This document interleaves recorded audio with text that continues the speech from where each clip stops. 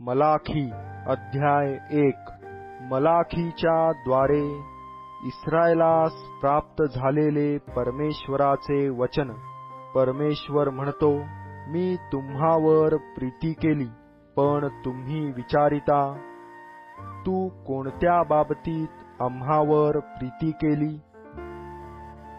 परमेश्वर म्हणतो, एसाव याकोबाचा भाऊ नव्हता काय? तरी मी याकोबावर प्रीती केली, एसावाचा द्वेष केला, त्याचे पर्वत उजाड केले व त्याचे वतन रानातल्या कोल्ह्यास दिले।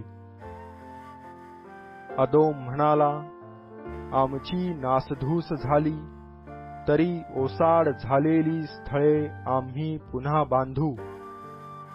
तर सेनाधीश परमेश्वर म्हणतो, ते बांधितील, पण मी पाडून टाकीन, आणि लोक त्यास दुष्टतेचा प्रदेश व परमेश्वर ज्यावर सदा रुष्ट आहे असे राष्ट्र म्हणतील। तुमचेच डोळे पाहतील व तुम्ही म्हणाल, इस्रायेलाच्या सीमेच्याही पलीकडे परमेश्वराचा महिमा होवो। मुलगा आपल्या बापाचा व चाकर आपल्या धन्याचा सन्मान करीतो। मी बाप आहे, तर माझा सन्मान कोठे आहे? मी धनी आहे, तर माझे भय कोठे आहे? असे त्याच्या नामाचा अपमान करणाऱ्या तुम्हा याजकास परमेश्वर विचारतो। तरी तुम्ही म्हणता, आम्ही तुझ्या नामाचा कोणत्या प्रकारे अपमान केला? तुम्ही माझ्या वेदीवर विटाळलेली भाकर चढविता।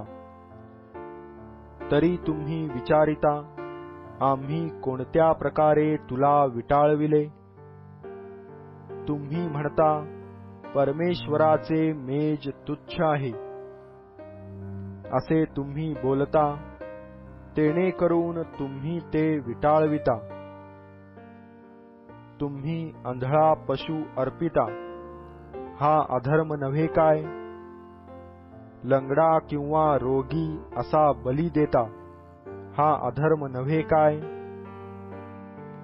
असले अर्पण आपल्या प्रांताधिकाऱ्यास देऊन तर पहा, तो तुझवर प्रसन्न होईल काय?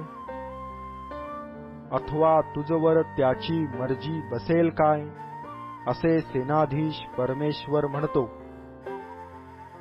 आता परमेश्वराने आम्हावर करुणा करावी, म्हणून देवाचा अनुग्रह मागा। तुमच्या हातून हे घडले आहे। तुमच्या या कृत्यामुळे तो कोणावर प्रसन्न होईल काय? असे सेनाधीश परमेश्वर म्हणतो। तुम्ही माझ्या वेदीवर निरर्थक अग्नी पेटवू नये, म्हणून तुमच्यातला कोणी दरवाजे बंद करील तर बरे। सेनाधीश परमेश्वर म्हणतो, तुमच्यात मला मुळीच संतोष नाही। तुमच्या हातचे यज्ञार्पण मला मान्य नाही।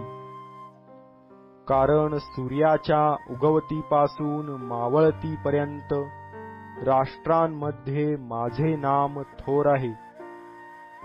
माझ्या नामाप्रित्यर्थ प्रत्येक स्थळी धूप जाळीतात व निर्दोष बली अर्पितात।